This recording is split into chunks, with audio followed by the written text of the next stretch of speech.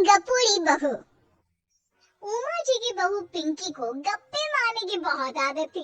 वो जब भी किसी के बारे में बातें करती तो बड़े बड़े गप्पे फेंका करती। आसपास के सब लोगों को पता था कि पिंकी बहुत बड़ी गपोड़ी बाज है। लोग उसकी बात पर विश्वास नहीं किया करते थे, लेकिन हाँ, उसकी बातें सुन सुन कर हंसते बहुत थे।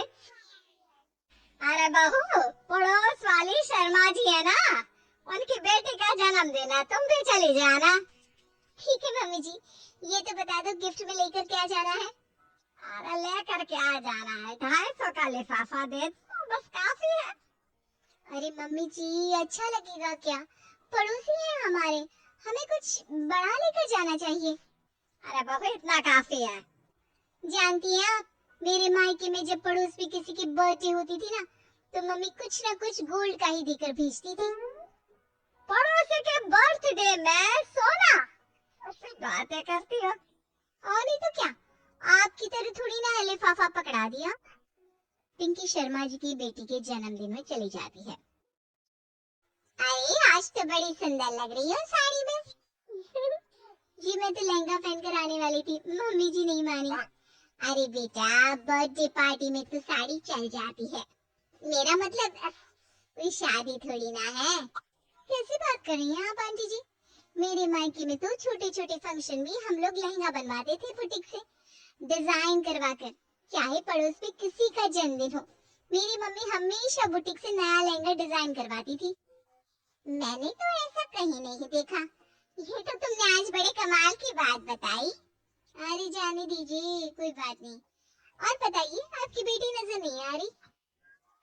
अरे भाभी, मैं यहाँ हूँ। ये देखिए मेरा ड्रेस कैसा लग रहा है? ठीक ही है, मतलब बर्थडे के हिसाब से थोड़ा हल्का है ना। अरे भाभी, इतना सुंदर गाउन पहना है मैंने। मैं ना शादी से पहले अपने बर्थडे पर हमेशा जरी वाला लहंगा पहना करती थी। यही मैं तुम्हारी मम्मी को भी बता रही थी। इसके बाद केक काटने का प्रोग्राम शुरू होता है। सब लोग इकट्ठे हो जाते हैं। शर्मा जी की बेटी का केक देखकर पिंकी से रहा नहीं जाता। उसके अंदर का कपोड़ी बाज बाहर निकल कर आ जाता है। हाँ, इतना छोटा सा केक? अरे बेटा, मेहमानों के हिसाब से ही है, जितने लोग इतना बड़ा केक। आंटी जी, कम से कम 4 या 5 मंजिल वाला केक तो बनाना चाहिए था। आपकी बेटी का बर्थडे रोज रोज थोड़ी ना आता है। मेरे बर्थडे पर हमेशा पापा 4 केक बनवाते थे। सारे केक 4-4 मंजिल के होते थे। वहां पर सारे लोग उमा जी के मोहल्ले के ही थे और वो पिंकी के गप्पे मारने की आदत से अच्छी तरह वाकिफ थे। इसलिए सब लोग उसकी बात सुनकर हंसने लगे, लेकिन किसी ने पिंकी से कुछ नहीं कहा। एक दिन सुबह सुबह पिंकी ने अपनी सास से कहा, मम्मी जी, मेरे मम्मी पापा मुझसे मिलने के लिए यहाँ आ रहे हैं। अरे वाह, ये तो बहुत अच्छी बात है। उनके आने की तैयारी करो, अच्छा अच्छा खाना बनाओ। वैसे कब तक आएंगे? मम्मी जी फ्लाइट से आ रहे हैं, कल शाम को 4 बजे की फ्लाइट है। फ्लाइट? लेकिन बेटा, तेरा मायका तो यहाँ से 2 घंटे की दूरी पर है। तेरे मम्मी पापा फ्लाइट से आने लगे? अरे मम्मी जी, आपको पता नहीं है, मेरे मम्मी पापा ना आधे घंटे की दूरी के लिए भी फ्लाइट का टिकट बुक करवाती है। अरे गप्पे थोड़े कम मारा करो बहू। कोई फ्लाइट से तब आएगा ना जब यहाँ पर एयरपोर्ट होगा। तुम्हारी मम्मी क्या उड़कर आएगी घर में? अरे हाँ मम्मी जी, मैं तो भूल ही गई थी। वो क्या ना, मेरे मम्मी पापा हमेशा फ्लाइट से ही ट्रैवल करते हैं, तो मेरे दिमाग से ही निकल गया था। अगले दिन पिंकी की मम्मी और पापा पिंकी से मिलने के लिए उसके घर आते हैं। आइए आइए जी, आपका बहुत बहुत स्वागत है। और समधन जी, हमारी बेटे की कोई शिकायत तो नहीं ना? ठीक से संभाल लिया है ना आपका घर? अरे मेरी बहू बहुत समझदार है, घर का काम बहुत अच्छे तरीके से करती है। बस थोड़ा ज्यादा बोलने की आदत है उसे, आपको परेशान करती होगी ना।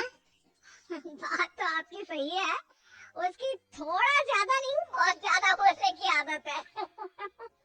लेकिन कोई बात नहीं, आपकी बेटी दिल की बहुत अच्छी है, बस थोड़ा बोलती ही तो ज्यादा है। पिंकी बेटा, इधर आओ। देखो तुम्हारे मम्मी पापा आए हैं, तुमने इनके लिए खाना तो बना लिया ना? वो क्या है ना मम्मी जी, आपसे एक बात कहनी थी। हाँ हाँ बोलो बहू, क्या बात है? डरने की कोई जरूरत नहीं। वो मम्मी जी, मैंने सोचा मम्मी पापा आए हैं तो खाना बाहर से मंगवा लेती हूँ। अरे कोई बात नहीं बेटा, वैसे भी तुम किचन में काम करने लग जाती तो अपने मम्मी पापा से बात कब करती। बहुत अच्छा किया। अब तुम अपने मम्मी पापा के साथ बैठकर आराम से बात करो, मैं अंदर जाती हूँ। शाम का वक्त जैसे ही दरवाजे की घंटी बजी, तीन चार लोग हाथों में खाने के बहुत सारे पैकेट लेकर उमा जी के घर पहुंच गए। अरे भाई कौन है आप लोग? लगता है गलत पते पर आ गए। नहीं नहीं माँ जी, हम तो खाने का ऑर्डर डिलीवर करने आए हैं, यहीं से बुकिंग मिली थी। अरे नहीं नहीं, आपको कोई गलत फहमी हुई है। हमारे यहाँ तो 2 ही मेहमान आए हैं। आपके हाथ के पैकेट देखकर लगता है इसमें 50 लोगों का खाना है। माँ जी आपने सही समझा, खाना तो इसमें 50 लोगों का ही है, क्योंकि हमें ऑर्डर यहीं से 50 लोगों का मिला है। अरे लेकिन इतना सारा खाना, कहीं मेरी बहू ने अपनी गप मारने की आदत के चलते ऐसा तो नहीं कर दिया? ये खाना आप रख लीजिए और हमें हमारे पैसे दे दीजिए। अच्छा, वैसे कितने का बिल बना है? ज्यादा नहीं, बस 10,000 दे दीजिए। उन लोगों की बात सुनकर उमा जी पिंकी को आवाज देकर वहाँ बुलाती है। जैसे ही पिंकी वहाँ आती है, खुश होते हुए उन लोगों को वहाँ पर खाना रखने के लिए कहती है। अरे इतना सारा खाना क्यों मंगवाया बहू? अरे मम्मी जी, मैंने आपको बताया तो था, मम्मी पापा आए हैं तो मैं खाना बाहर से मंगवा रही हूँ। ये बात सही है बेटा, लेकिन 2 लोगों के लिए 50 लोगों का खाना? अरे मम्मी जी, कुछ कम पड़ जाए तो अच्छा थोड़ी ना लगता है, और मेरे मायके में तो ऐसा ही होता है, एक्स्ट्रा खाना मंगवाते हैं हम लोग। तभी पिंकी के मम्मी और पापा वहाँ पर आते हैं। अरे बेटा, एक्स्ट्रा खाना मंगवाने का मतलब ये थोड़ी ना होता है कि 2 लोगों के खाने के लिए 50 लोगों का खाना मंगवा लो। और बेटा, तुम्हारी गप मारने की आदत के चलते 10,000 का बिल आया है। तुम्हें नहीं लगता ये गलत है? देखो बहू, बढ़ा चढ़ाकर बातें करना अपनी जगह, लेकिन इतनी बड़ी बड़ी फेंकना भी गलत है ना। पहली बात तो इतने सारे पैसे लगे, और दूसरी बात खाना वेस्ट होगा। आप लोग ठीक कहते हैं, मैं आज के बाद अपनी इस आदत को कंट्रोल करने की कोशिश करूंगी और अब से गप थोड़ी कम मारा करूंगी।